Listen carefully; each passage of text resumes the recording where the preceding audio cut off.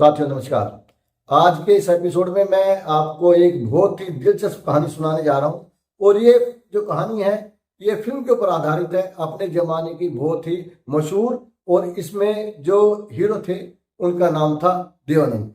और मेरे को इस फिल्म की कहानी कहीं ना कहीं हमारे देश के यशस्वी प्रधानमंत्री नरेंद्र मोदी के आसपास घूमती हुई और उनके जीवन को छूती हुई नजर आई। तो मेरा दिल किया कि एक एपिसोड मैं अपने साथियों के साथ में इस कहानी के ऊपर भी बनाता हूँ। इससे पहले कि इस प्यारी सी कहानी को मैं सुनाना शुरू करूँ, मैं पहलगाम का जिक्र करना चाहूँगा और उन चीज़ों को आपको याद दिलाना चाहूँगा कि किस तरह से हमारे सैनिकों ने 9 ठिकानों पर हमला किया। उसके बाद में पाकिस्तान की तरफ से भी हमले हुए, हमने उनका जवाब दिया, उनके हमलों को नेस्त नबूद कर दिया। और उसके बाद में एक सीज फायर आ जाता है और देश की जनता के दिल पर चोट लगती है, आहत होती है जनता, क्योंकि देश की जनता ने बहुत सारे सपने देख लिए थे।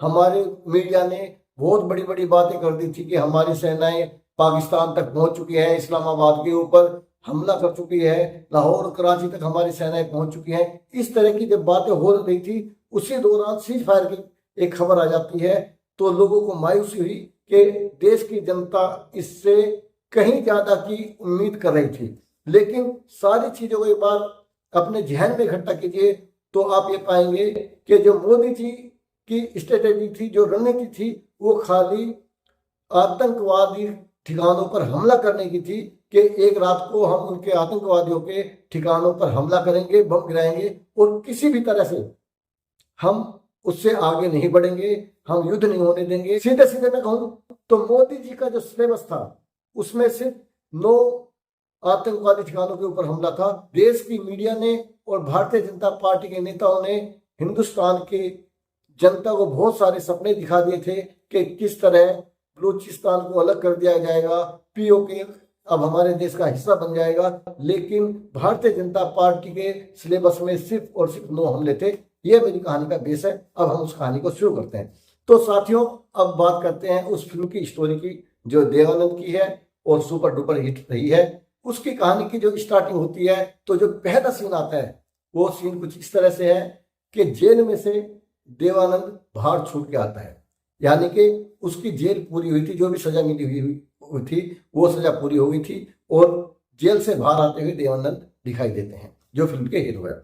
ये हीरो जो है एक नृत्य की जो डांस करने वाली थी उसके साथ प्यार मोहब्बत के चक्कर में उनकी बदनामी हो गई थी अपने क्षेत्र में और एक फर्जी साइन के ऊपर जाली साइन कर दिए थे जिसके चलते हुए उन्हें सजा हुई थी और जेल की हवा खानी पड़ी थी। तो वो जेल की हवा खाकर उसकी सजा को पूरी करके बाहर आते हुए नजर आते हैं। अब देवानंद, जिनका इस फिल्म में नाम है राजू के सामने 2 ऑप्शन है कि दोबारा अपनी उस हंसती खेलती दुनिया में चला जाए जहां पर उसका बहुत नाम था, बहुत प्यार सम्मान था, घर के लोग प्यार करते थे, लेकिन एक डांसर के चक्कर में और एक धोखाधड़ी और कुछ गलत चीजों के चक्कर में, जुआ की जो लत थी उनके चक्कर में जेल हो गई थी और थू थू हो गई थी। एक तरफ तो वो जिंदगी थी और दूसरी तरफ पूरी दुनिया पड़ी थी कि मैं कहीं भी जाऊं। राजू दूसरे ऑप्शन पे जाता है, अपने गांव अपने घर जाने का इरादा बदल लेता है और एक बड़ी दुनिया के में चला जाता है। उस राजू को नहीं पता कि अब उसकी मंजिल कहाँ है, उसे कहाँ जाना है। बस ऐसे ही चलता जाता है, कभी भूखा है, कभी प्यासा है, कभी कच्चे रास्ते हैं, कभी पक्के रास्ते, कभी धूप है, कभी छाया है। अब मैं आपको ये बताऊंगा कि मोदी जी से कहानी कैसे जुड़ती है। साथियों, आपने खूब सुना होगा कि मोदी जी बचपन में ही अपना घर छोड़ के बाहर चले गए थे और वो खुद बताते हैं कि उन्होंने 35 साल तक भिक्षा मांग कर खाई। तो इसी तरह दुनिया के ऐसे सड़कों में बाहर भीतर ऐसे चलते चलते देवानंद की दाढ़ी निकल जाती है, चेहरे का जो नूर था वो बदलने लगता है और भूख प्यास के में तड़पते तड़पते वो एक दूर कहीं गांव में पहुंच जाता है। वहां पर एक मंदिर देखा, मंदिर की छाया में जाके सो जाता है। कोई साधु महात्मा निकल के जा रहे थे, उन्होंने अपनी चादर उतारी और देखा कि कोई परेशान आदमी है, भूखा प्यासा आदमी है, उसके ऊपर अपनी चादर ढक देते हैं। अब कहीं दाढ़ी बड़ी हुई है चेहरे पे और ऊपर से भगवा अगर कपड़े पहन लो तो कहीं ना कहीं साधु की एक अंदर फीलिंग आती है। इसी तरह गांव के लोगों को लगा कि कोई पहुंचे हुए महात्मा जी हैं। जैसे हमारे देश के बहुत सारे लोगों को लगता है कि मोदी जी अवतार हैं, उसी तरह की फीलिंग उनके साथ में आने लगती है। राजू जो एक क्रिमिनल बंदा था, जो जेल से छुट के आया था, आज लोग उससे मिलने आने लगे हैं कि बाबा जी हमारी समस्याओं का समाधान करो। अब एक बात और नोट करो कि ये जो राजू है बातचीत में बहुत ज्यादा माहिर है, लफाजी करना जानता है, इसको पता है कि लोगों को बेवकूफ कैसे बनाया जाता है, क्योंकि थोड़ा बहुत पढ़ा लिखा भी है। तो कुछ गांव के लोग अपनी समस्याएं लेके आए तो उनकी समस्याओं का कुछ समाधान कर दिया, बातों से समझा समझू कर, तो ख्याति बढ़ती चली जाती है कि कोई पहुंचे हुए महात्मा जी हैं, वो आए हुए हैं। अब ये देखिए कि कहानी किस तरह से मोड़ लेती है।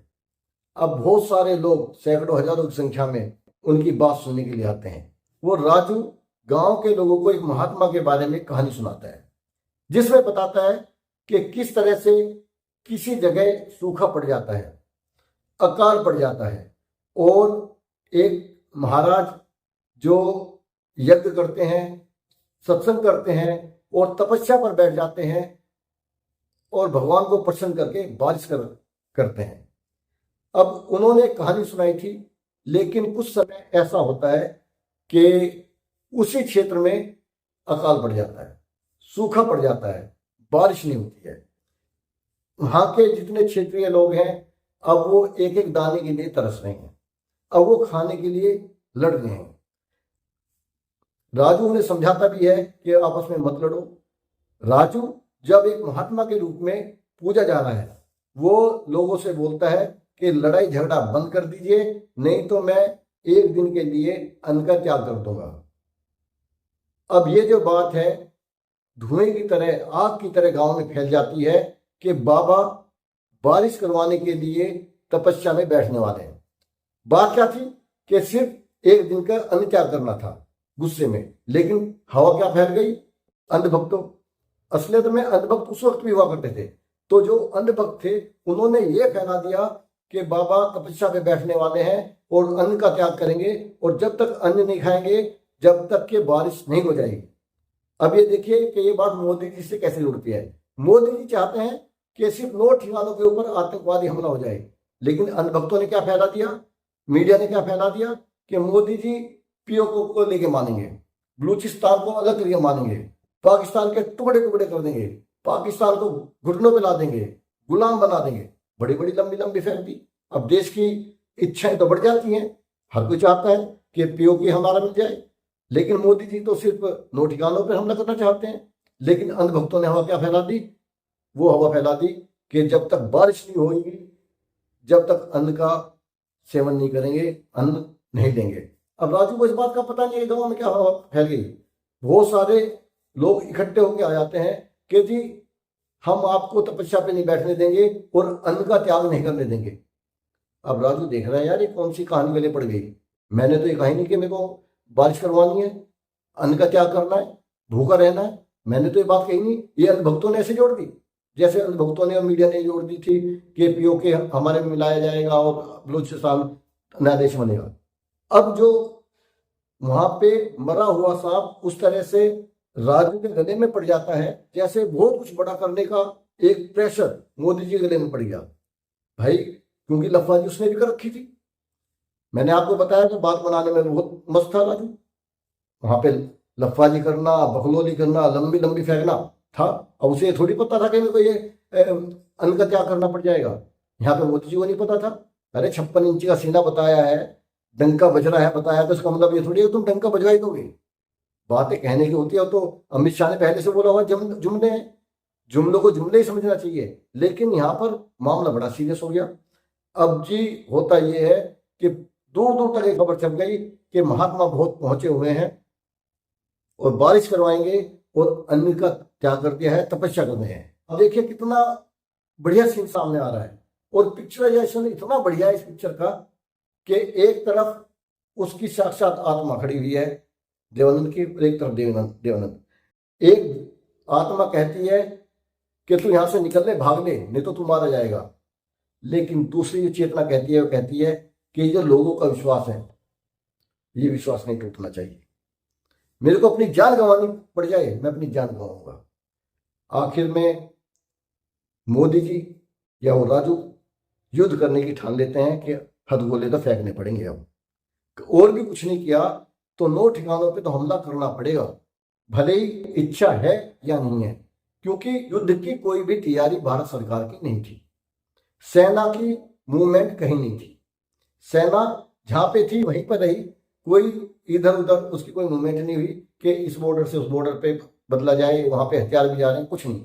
उनका सिर्फ जो मकसद था 9 हमले करवाने का था। तो अब आप ये देखिए कि जो पिक्चर का एंड था वो यही हुआ कि बारिश हो गई और उसे अपनी जान गंवानी पड़ी।